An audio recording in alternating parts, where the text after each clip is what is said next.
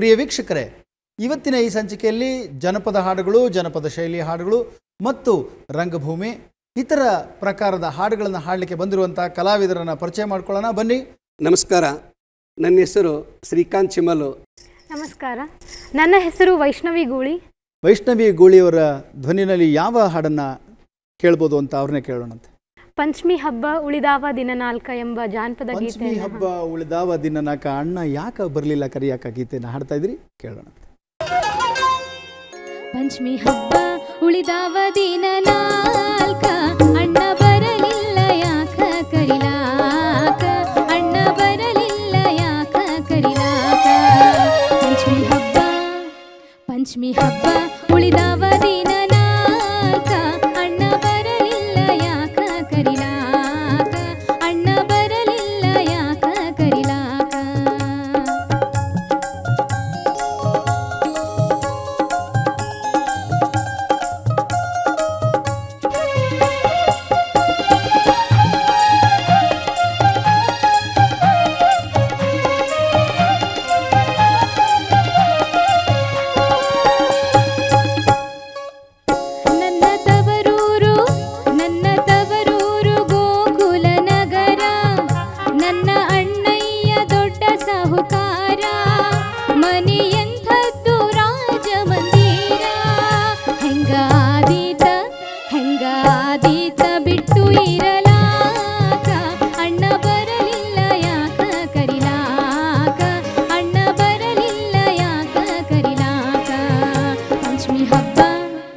ಪಂಚಮಿ ಹಬ್ಬ ಉಳಿದಾವ ದಿನನಾಲ್ಕ, ಅಣ್ಣ ಬರಲಿಲ್ಲ ಯಾಕ ಕರಿಲಾಕ, ಅಣ್ಣ ಬರಲಿಲ್ಲ ಯಾಕ ಕರಿಲಾಕ.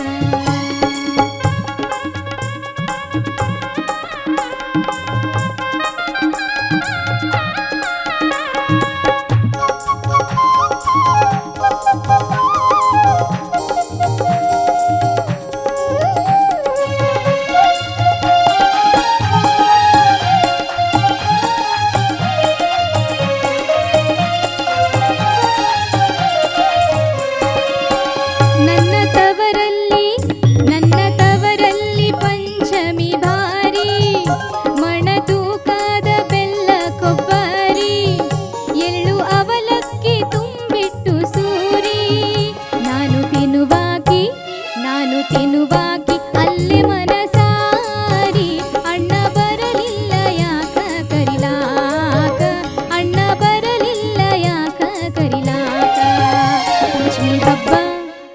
ಪಂಚಮಿ ಹಬ್ಬ ಉಳಿದಾವ ದಿನನಾಲ್ಕ, ಅಣ್ಣ ಬರಲಿಲ್ಲ ಯಾಕ ಕರಿಲಾಕ, ಅಣ್ಣ ಬರಲಿಲ್ಲ ಯಾಕ ಕರಿಲಾಕ, ಅಣ್ಣ ಬರಲಿಲ್ಲ ಯಾಕ ಕರಿಲಾಕ. ಉತ್ತರ ಕರ್ನಾಟಕದ ಶೈಲಿಯ ಹಾಡೇ ಇದು. ಚೆನ್ನಾಗಿ ಹಾಡಿದ್ರಿ ವೈಷ್ಣವಿ ಅವರೇ, ಧನ್ಯವಾದಗಳು ನಿಮಗೆ. ಅಪ್ಪ ಅಂದರೆ ಭರವಸೆಯ ಬೆಳಕು, ಆತ್ಮವಿಶ್ವಾಸ, ಗೌರವ, ಪ್ರೀತಿ, ಹೀಗೆ ಅಪರಿಮಿತ ಭಾವನೆಗಳು ಒಟ್ಟಿಗೆ ಉಮ್ಮಳಿಸುವ ಅಪರೂಪದ ಜೀವ. ಅಪ್ಪಾಜಿ, ನೀವು ನನ್ನಾಗಲಿ ಸುಮಾರು 23 ವರ್ಷ ಆಯಿತು ಇಲ್ಲಿಗೆ. ನಿಮ್ಮ ನೆನಪು ನನಗೆ ಸದಾ ಕಾಡ್ತಾ ಇರುತ್ತೆ. ಆದರೆ ನೀವು ಯಾವಾಗಲೂ ನನ್ನ ಜೊತೆಲಿ ಇರ್ತೀರಾ ಅಂತಲೇ ಭಾವಿಸಿದ್ದೀನಿ. ನಿಮ್ಮ ಹೆಸರನ್ನು ಎಷ್ಟು ಸಾಧ್ಯ ಆಗುತ್ತೋ ಆ ಒಳ್ಳೆಯ ಹೆಸರನ್ನು, ನಮ್ಮ ಕುಟುಂಬದ ಹೆಸರು ಮತ್ತು ನಿಮ್ಮ ಹೆಸರು, ನೀವು ಮಾಡಿದಂಥ ಸಮಾಜ ಸೇವೆ ಇವತ್ತು ಎಷ್ಟೋ ಜನ ನೆನೆಸ್ಕೊಳ್ತಾರೆ. ನೀವು 23 ವರ್ಷ ಆದರೂ ಕೂಡ ನಿಮ್ಮನ್ನು ಇವತ್ತು ನೆನೆಸ್ಕೊತಿದ್ದಾರೆ. ಆದರೆ ನಿಮ್ಮ ಹಾಗೆ ನನ್ನನ್ನು ನೆನೆಸ್ಕೊಳ್ಬೇಕು ಅಂದರೆ ನಾನು ಏನಾದರೂ ಒಳ್ಳೆಯ ಕೆಲಸ ಮಾಡಬೇಕಪ್ಪಾಜಿ. ನಿಮಗೆ ಈ ಹಾಡನ್ನು ನಾನು ಇವತ್ತು ಡೆಡಿಕೇಟ್ ಮಾಡ್ತಾ ಇದ್ದೀನಿ. ಬನ್ನಿ ಹರಸಿರಿ ತಂದೆಯೇ, ಆಸೀನರಾಗಿರಿ ಮುಂದೆಯೇ, ನಿಮ್ಮ ಪ್ರೀತಿಗೆ ಹಾಡುವೆ,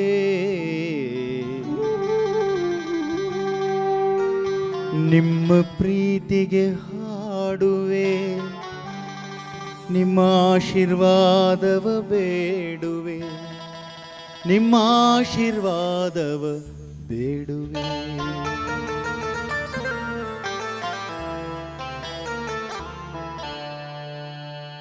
ಬನ್ನಿ ಹರಸಿರಿ ತಂದೆಗೆ ಆಸೀನರಾಗಿರಿ ಮುಂದೆಯೇ ಬನ್ನಿ ಹರಸಿರಿ ತಂದೆಯೇ ಆಸೀನರಾಗಿರಿ ಮುಂದೆಯೇ ನಿಮ್ಮ ಪ್ರೀತಿಗೆ ಹಾಡುವೆ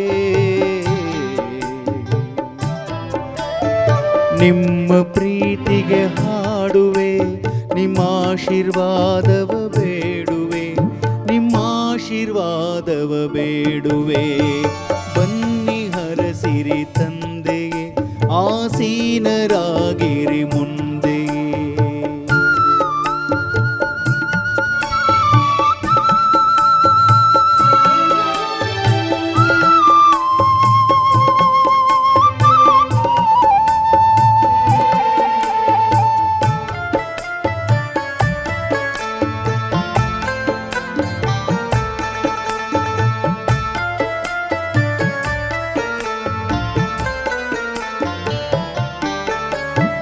ಮೈಯ ಕೊಟ್ಟಿರಿ ಮಾತು ಕೊಟ್ಟಿರಿ ತಿದ್ದಿದಿರಿ ಕಲ್ಲನು ಆ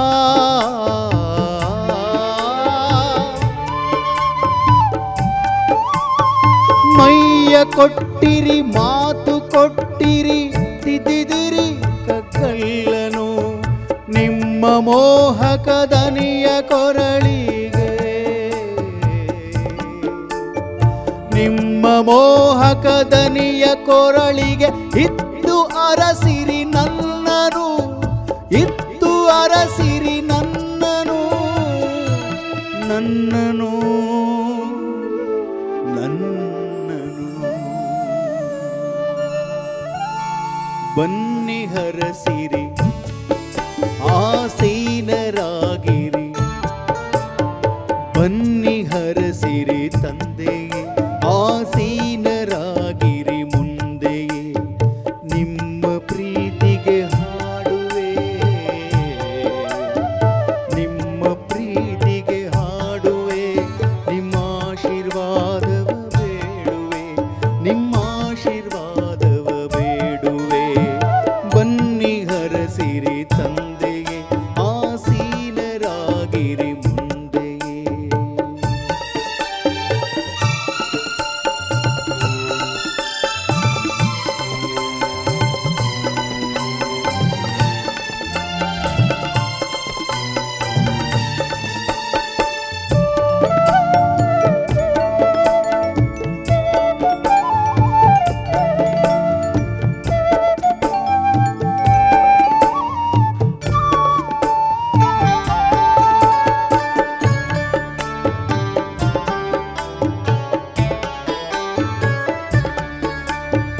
ತಂದೆ ಮಾತ್ರವು ನೀವು ಗುರುವು ಸುಗಮ ಗೀತಾಚಾರ್ಯರು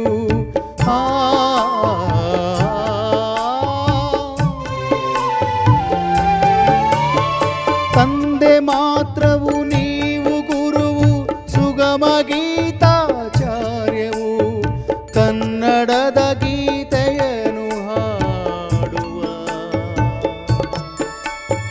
ಕನ್ನಡದ ಗೀತೆಯನ್ನು ಹಾಡುವಲೆಲ್ಲ ನೀವು ಅನಂತರು ಅನಂತರು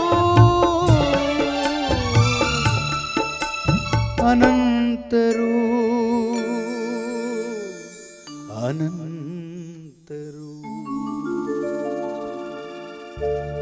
ಬನ್ನಿ ಹರಸಿರಿ ತಂದೆಯೇ ಆಸೀನರಾಗಿರಿ ಮುಂದೆಯೇ ಬನ್ನಿ ಹರಸಿರಿ ತಂದೆಯೇ ಆಸೀನರಾಗಿರಿ ಮುಂದೆಯೇ ನಿಮ್ಮ ಪ್ರೀತಿಗೆ ಹಾಡುವೆ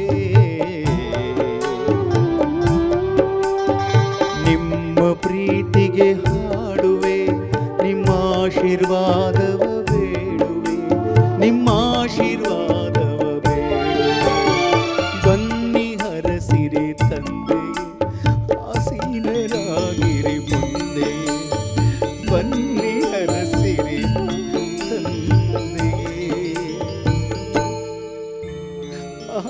ಆಸೀನರಾಗಿರಿ ಮುಂದೆಯೇ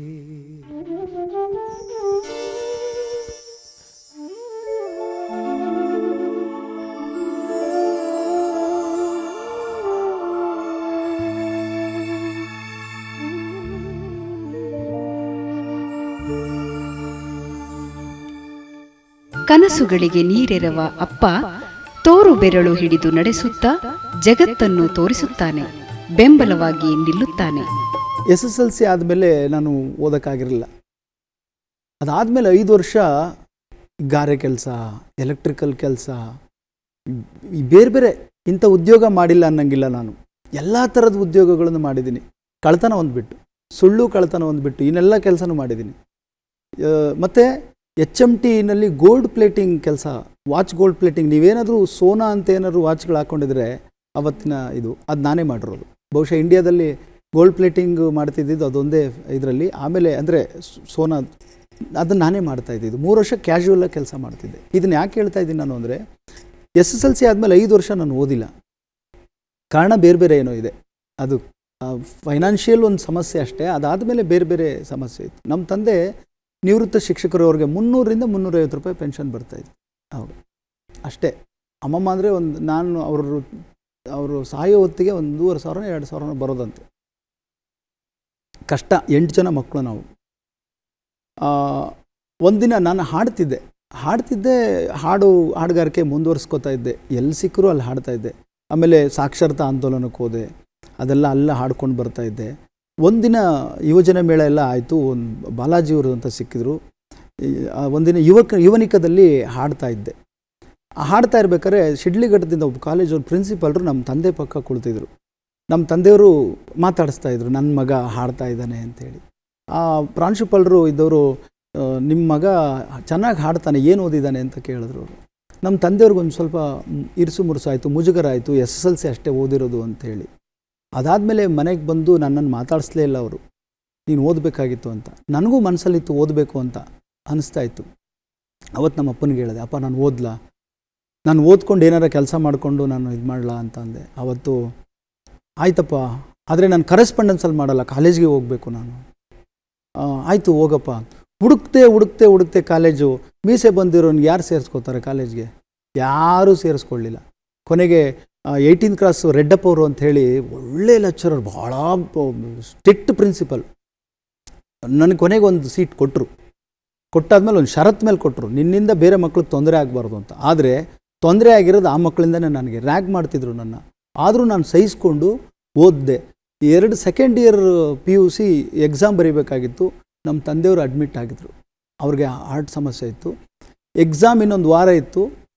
ಅವ್ರ ಮುಂದೆ ನಾನು ಓದೋಕ್ಕಾಗಲಿಲ್ಲ, ತೋರಿಸ್ಲಿಲ್ಲ ಅನ್ನೋದು ನನಗೆ ಇವತ್ತು ಕೊರಗಿದೆ. ಪ್ರಿಪ್ರೇಟರಿ ಎಕ್ಸಾಮ್ ಮುಗಿಸ್ಕೊಂಡು ಹೋಗಿದ್ದೀನಿ, ಅವರು ನನ್ನ ಮುಂದೆ ಇರಲಿಲ್ಲ. ಎಂಥ ಸನ್ನಿವೇಶಗಳು! ಒಂದು ತಾಯಿ, ಒಂದು ತಂದೆ, ಈ ಥರದನ್ನೆಲ್ಲ ಕಳ್ಕೊಂಡು ಆಮೇಲೆ ನಮ್ಮ ಲೆಕ್ಚರರ್ಸ್ ಎಲ್ಲ ಹೇಳಿದ್ರು, ನೋಡಪ್ಪ ನಿಮ್ಮ ತಂದೆನ ಕಳ್ಕೊಂಡಿದ್ಯಾ, ಆದರೆ ನೀನು ಅವರ ಆಸೆ ಏನಿತ್ತು ಅದನ್ನು ಪೂರೈಸಬೇಕು, ಓದಬೇಕು ಅಂತೇಳಿ. ನಾನು ಅದನ್ನು ಮಾಸ್ಟರ್ ಡಿಗ್ರಿ ಮಾಡಿಕೊಂಡೆ. ಒಂದು ಸ್ಕೂಲಿಗೆ ಟೀಚರಾಗಿ ಸೇರಿಕೊಂಡೆ. ಟೀಚರ್ ಆದಮೇಲೆ ಲೆಕ್ಚರರ್ ಆದಮೇಲೆ ಪ್ರಿನ್ಸಿಪಾಲ್ ಆದೆ. ಇವತ್ತು ನಾನೇ ಒಂದು ಸ್ಕೂಲನ್ನು ಪ್ರಾರಂಭ ಮಾಡಿ ನಮ್ಮ ತಂದೆ ತಾಯಿ ಹೆಸರಲ್ಲಿ ಒಂದು ಶಾಲೆಯನ್ನು ಕಟ್ಟಿ ನಡೆಸ್ತಾ ಇದ್ದೀನಿ. ತುಂಬ ಕಷ್ಟ ಇದೆ ಈಗ, ಆದರೆ ಅವ್ರ ಹೆಸರಲ್ಲಿ ಒಂದು ಶಾಲೆಯನ್ನು ನಡೆಸ್ತಾ ಇದ್ದೀನಿ. ಅದಕ್ಕೆ ಹೇಳೋದು, ನಾನು ಪ್ರತಿ ಸರಿ ಕಾರ್ಯಕ್ರಮದಲ್ಲಿ ಈ ಥರದ ಹಾಡು ಕೇಳಿದಾಗೆಲ್ಲ ನಾನು ಹೇಳ್ತಾ ಇರ್ತೀನಿ ನಿಮಗೆ, ಯುವಕರಿಗೆ. ನಾನು ಸ್ವಲ್ಪ ತಡ್ಕೊಳಕ್ಕಾಗಲ್ಲ ಈ ಥರದ ಎಮೋಷನ್ಸ್ನ. ದಯಮಾಡಿ ತಂದೆ ತಾಯಿ ಇರ್ಬೇಕಾದ್ರೆ ಅವ್ರು ಚೆನ್ನಾಗಿ ನೋಡ್ಕೊಳ್ಳಿ, ಚೆನ್ನಾಗಿ ಅವ್ರು ಏನು ಆಸೆ ಪಡ್ತಾರೋ ಅದನ್ನು ಮಾಡಿ ಅಲ್ವಾ. ಅಪ್ಪ ಎಂದರೆ ಆಕಾಶ, ಅಪ್ಪ ಎಂದರೆ ಆಲದ ಮರ, ಅಪ್ಪ ಎಂದರೆ ಜೀವಧಾತು. ತಮ್ಮ ಅಪ್ಪಂದಿರನ್ನು ನೆನೆದು ಭಾವುಕರಾದ ಗಾನಗರಡಿ ಬಳಗದ ಅಂತರಂಗದ ಭಾವಗಳ ಮಿಲುಕು. ನಾನು ನಮ್ಮ ತಂದೆನ ಕಳ್ಕೊಂಡಿದ್ದೀನಿ. 14 ವರ್ಷ ಆಯಿತು. ಅವ್ರಿಗೆ ನಾನು ಒಳ್ಳೆ ಆರ್ಟಿಸ್ಟ್ ಆಗಬೇಕು ಅಂತ ತುಂಬ ಆಸೆ ಇತ್ತು. ಆ್ಯಕ್ಚುಲಿ ಬೇಸಿಕಲಿ ನಾನು ನಮ್ಮ ಮ್ಯೂಸಿಕಲ್ ಫ್ಯಾಮ್ಲಿ ನಮ್ಮದೆಲ್ಲ. ಆ್ಯಕ್ಚುಲಿ ನಾನು ಕಾಲೇಜ್ ಡೇಸಲ್ಲಿ ಓದಬೇಕಾದ್ರೆ ತುಂಬ ಗೇಲಿ ಮಾಡ್ತಾಯಿದ್ರು. ಓದಲ್ಲಿ ಮುಂದೆ ಇದ್ದೆ, ಆದ್ರೂ ನಮ್ಮ ತಂದೆಗೆ ಅನಾರೋಗ್ಯ ಕಾರಣ ನಾನು ತೋರ್ಸೋಕ್ಕೆ ಅಂಥೇಳಿ ಕಾಲೇಜಿಗೆ ರಜೆ ಹಾಕಿದಾಗ ತುಂಬ ನನಗೆ ಅವಮಾನ ಮಾಡಿದ್ದಾರೆ ಜನಗಳು. ಸೊ ನಾನು ಅದನ್ನೇ ಪಾಸಿಟಿವ್ ಆಗಿ ತೊಗೊಂಡು, ನಮ್ಮ ತಾಯಿನೂ ಹಾರ್ಮೋನಿಯಂ ನುಡಿಸ್ತಾರೆ, ಒಳ್ಳೆ ಸಿಂಗರು, ನಮ್ಮ ಮಾವ ಕೀಬೋರ್ಡ್ ಆರ್ಟಿಸ್ಟು. ಸೊ ನಾನು ಬೇಸಿಕಲಿ ಮ್ಯೂಸಿಕ್ ಬ್ಯಾಕ್ಗ್ರೌಂಡಿಂದ ಬಂದಿರೋದ್ರಿಂದ ಏನಾದರೂ ಸಾಧನೆ ಮಾಡಿ ತೋರಿಸ್ಬೇಕು ಅಂತ ನನ್ನ ಮನಸ್ಸಲ್ಲಿ ಬಂತು. ಸೊ ಅವತ್ತಿನ ನಾನು ಕೂತ್ಕೊಂಡು ಆ್ಯಕ್ಚುಲಿ ಹಾಡ್ತೀನಿ, ಎಲ್ಲ ಇನ್ಸ್ಟ್ರೂಮೆಂಟ್ಸು ಪ್ಲೇ ಮಾಡ್ತೀನಿ. ನಾನು ತುಂಬ ನಮ್ಮ ತಂದೆಯವ್ರನ್ನ ಮಿಸ್ ಮಾಡ್ಕೊಳ್ತಾ ಇದ್ದೀನಿ, ತುಂಬ ಭಾವುಕರಾಗಿದ್ದೀನಿ. ಸೊ ನಾನು ಒಂದು ಮೆಸೇಜ್ ಹೇಳೋಕ್ಕೆ ಇಷ್ಟಪಡ್ತೀನಿ. ಯಾವುದೇ ಕಾರಣಕ್ಕೂ ತಂದೆ ತಾಯಿನ ಚೆನ್ನಾಗಿ ನೋಡ್ಕೊಳ್ಳಿ. ಏಕೆಂದರೆ ಅವ್ರು ಹೋದ್ಮೇಲೆ ನಾವೇನೂ ಮಾಡೋಕ್ಕಾಗಲ್ಲ. ಇದ್ದಾಗ ಚೆನ್ನಾಗಿ ನೋಡ್ಕೊಳ್ಳಿ ಅಂತ ಹೇಳ್ತೀನಿ ಸರ್. Thank you.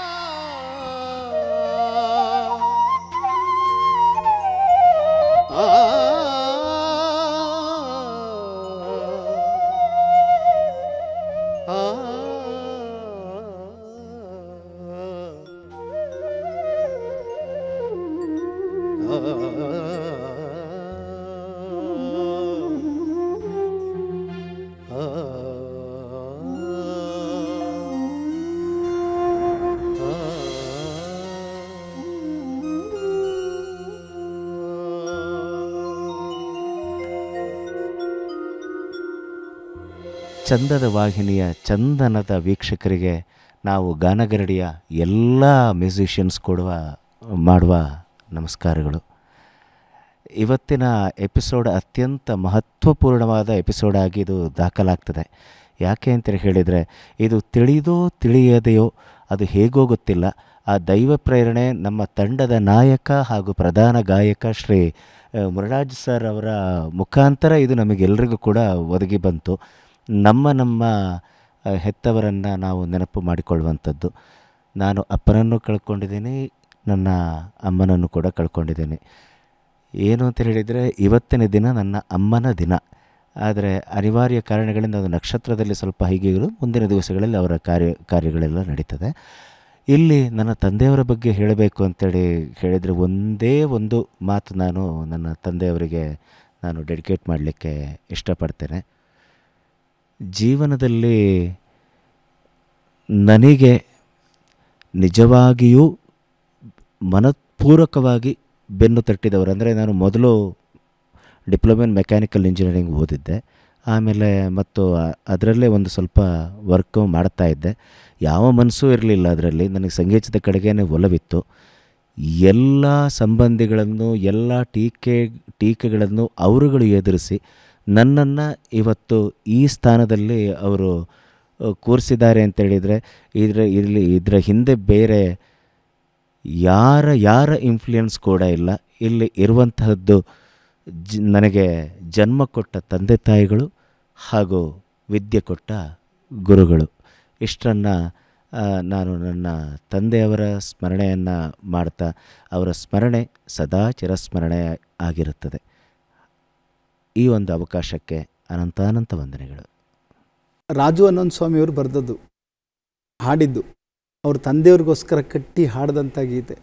ತನುವು ನಿನ್ನದು, ಮನವು ನಿನ್ನದು, ಎನ್ನ ಜೀವನ ಧನವು ನಿನ್ನದು ಅನ್ನೋ ಕುವೆಂಪು ಅವರ ಸಾಲನ್ನು ನಿಮಗೆ ಅರ್ಪಿಸ್ತಾ ಇದ್ದೀನಿ.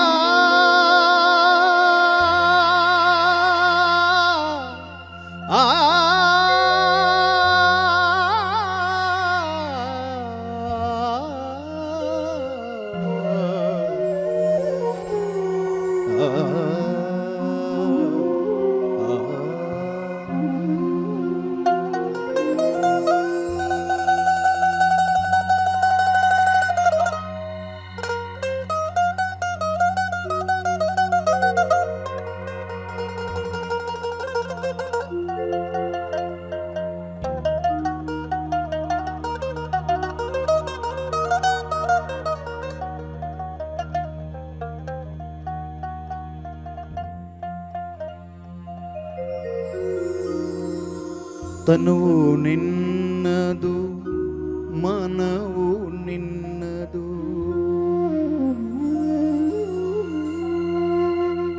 ತನುವು ನಿನ್ನದು ಮನವು ನಿನ್ನದು, ಎನ್ನ ಜೀವನ ಧನವು ನಿನ್ನದು. ತನುವು ನಿನ್ನದು ಮನವು ನಿನ್ನದು, ಎನ್ನ ಜೀವನ ಧನವು ನಿನ್ನದು. ನಾನು ನಿನ್ನವನೆಂಬ ಹೆಮ್ಮೆಯ ಋಣವು ಮಾತ್ರವೇ ನನ್ನದು. ತನುವು ನಿನ್ನದು ಮನವು ನಿನ್ನದು, ತನುವು ನಿನ್ನದು ಮನವು ನಿನ್ನದು. ನಾನು ನಿನ್ನವನೆಂಬ ಹೆಮ್ಮೆಯ ಋಣವು ಮಾತ್ರವೇ ನನ್ನದು. ತನುವು ನಿನ್ನದು ಮನವು ನಿನ್ನದು, ತನುವು ನಿನ್ನದು ಮನವು ನಿನ್ನದು.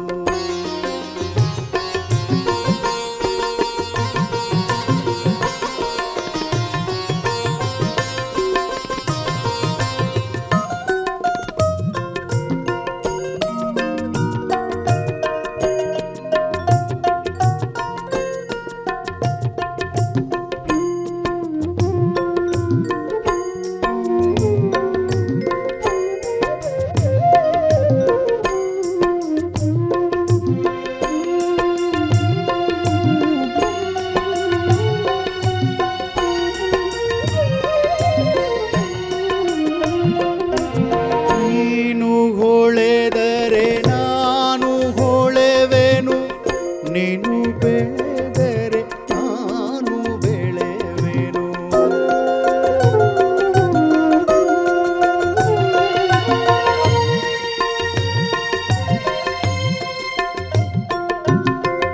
ನೀನು ಹೊಳೆದರೆ ನಾನು ಹೊಳೆವೆನು, ನೀನು ಬೆಳೆದರೆ ನಾನು ಬೆಳೆವೆನು. ನಿನ್ನ ಹರಣದ ಹರಣ ನೀನು, ನನ್ನ ಮರಣದ ಮರಣವು, ನನ್ನ ಮರಣದ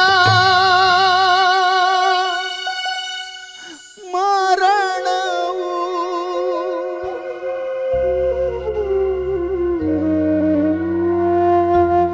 ತನುವು ನಿನ್ನದು ಮನವು ನಿನ್ನದು, ತನುವು ನಿನ್ನದು ಮನವು ನಿನ್ನದು. ಎನ್ನ ಜೀವನ ಧನವು ನಿನ್ನದು. ನಾನು ನಿಮ್ಮವನೆಂಬ ಹೆಮ್ಮೆಯ ಋಣವು ಮಾತ್ರವೇ ನನ್ನದು. ತನುವು ನಿನ್ನದು ಮನವು ನಿನ್ನದು, ತನುವು ನಿನ್ನದು ಮನವು ನಿನ್ನದು.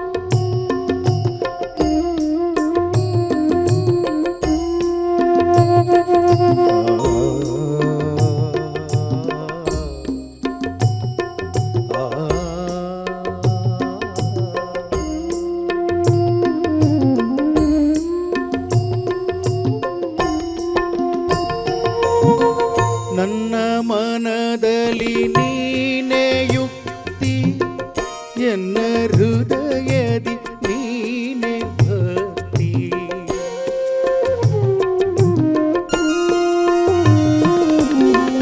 ನನ್ನ ಮನದಲ್ಲಿ ನೀನೇ ಯುಕ್ತಿ, ಎನ್ನ ಹೃದಯದಿ ನೀನೇ ಭಕ್ತಿ. ನೀನೇ ಮಾಯಾ ಮೋಹ ಶಕ್ತಿಯು, ಎನ್ನ ಜೀವನ ಮುಕ್ತಿಯು, ಎನ್ನ ಜೀವನ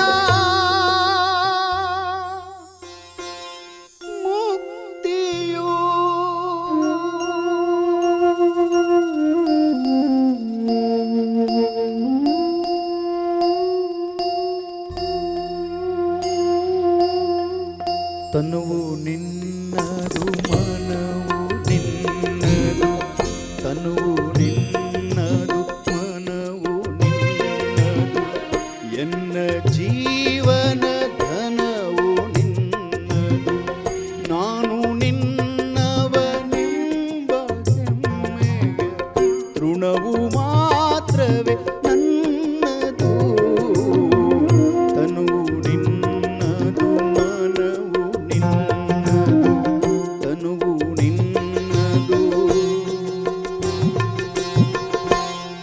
ಮನವು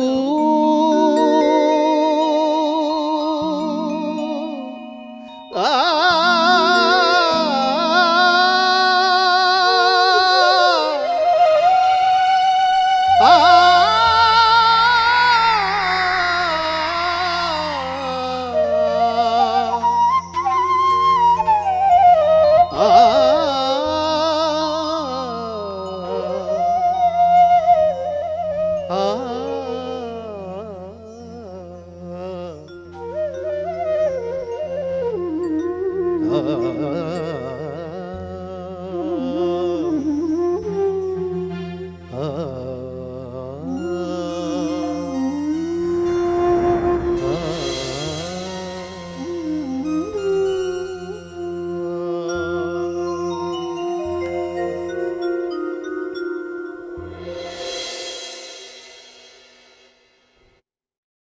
ತನುವು ನಿನ್ನದು ಮನವು ನಿನ್ನದು ಎನ್ನ ಜೀವನ ಧನವು ನಿನ್ನದು. ಎಷ್ಟು ಸೊಗಸಾಗಿ ಕುವೆಂಪು ಅವರು ಬರೆದಿದ್ದಾರೆ. ದೂರದರ್ಶನಕ್ಕೆ ನಾನು ಆಭಾರಿ, ನಮ್ಮ ಕುಟುಂಬದ ಎಲ್ಲರ ಪರವಾಗಿ ನಾನು ಚಿರಋಣಿ. ಮತ್ತು ಎಷ್ಟು ಸೊಗಸಾಗಿ ನುಡಿಸ್ತಂಥ ನನ್ನ ಗೆಳೆಯರು ಹರೀಶ್ ಬ್ಯಾಂಡಲಿನ್ ಅವ್ರಿಗೂ ಕೂಡ ಧನ್ಯವಾದಗಳು, ಮಾರುತಿರವ್ರಿಗೂ ಕೂಡ ಧನ್ಯವಾದಗಳು, ಶಿವಮಲ್ಲು ಕೂಡ ಧನ್ಯವಾದಗಳು, ಪ್ರಸಾದ್ರವರು ಅವ್ರಿಗೂ ಕೂಡ ಧನ್ಯವಾದಗಳು, ಗಣೇಶ್ರವ್ರಿಗೂ ಕೂಡ ಧನ್ಯವಾದಗಳು, ಕಿರಣ್ರವ್ರಿಗೂ ಕೂಡ ಧನ್ಯವಾದಗಳು. ನಾನು ಇನ್ನಷ್ಟು ಕಲಿತಾ ಇದ್ದೀನಿ, ಕಲಿಯೋ ಹಂತದಲ್ಲಿದ್ದೀನಿ ನಾನು ಕೂಡ. ಆದರೆ ಇಂಥ ವೇದಿಕೆಯಲ್ಲಿ ಸಿಕ್ಕಿದಾಗ ಹಾಡುವಂಥ ಸೌಭಾಗ್ಯ, ನಿಮ್ಮ ಜೊತೆ ಹಾಡುವಂಥ ಸೌಭಾಗ್ಯ ನನಗೂ ಸಿಕ್ಕಿದೆ. ವೀಕ್ಷಕರೇ, ಇದು ಗಾನಗರಡಿ ಹಾಡು ಹಕ್ಕಿಗಳ ಭಾವಬಂಡಿ ಕಾರ್ಯಕ್ರಮದಲ್ಲಿ ಹಲವಾರು ಪ್ರಕಾರದ ಗೀತೆಗಳನ್ನು ಕೇಳ್ತಾ ಇದ್ದೀರಿ, ಆನಂದಿಸ್ತಾ ಇದ್ದೀರಿ, ಪ್ರೋತ್ಸಾಹಿಸ್ತಿದ್ದೀರಿ. ಇವತ್ತಿನ ಈ ಸಂಚಿಕೆಗೆ ನಮ್ಮೊಂದಿಗೆ ಹಾಡೋದಕ್ಕೆ ಬಂದಂಥ ಶ್ರೀಕಾಂತ್ ಚಿಮಲ್ರವ್ರಿಗೆ ಕೂಡ ಅವ್ರಿಗೂ ಕೂಡ ನಾನು ಅನಂತ ಧನ್ಯವಾದಗಳನ್ನು ಹೇಳ್ತಾ ಇದ್ದೀನಿ. ವೈಷ್ಣವಿ ಗೂಳಿ ಅವರು ಭಾಳ ಸೊಗಸಾಗಿ ಹಾಡಿದ್ರು, ಅವ್ರಿಗೂ ಕೂಡ ಧನ್ಯವಾದಗಳು. ಪ್ರಿಯ ವೀಕ್ಷಕರೇ, ನೋಡ್ತಾ ಇರಿ, ನಿಮ್ಮ ಮುಂದೆ ಇನ್ನಷ್ಟು ಅಪರೂಪದ ಹಾಡುಗಳೊಂದಿಗೆ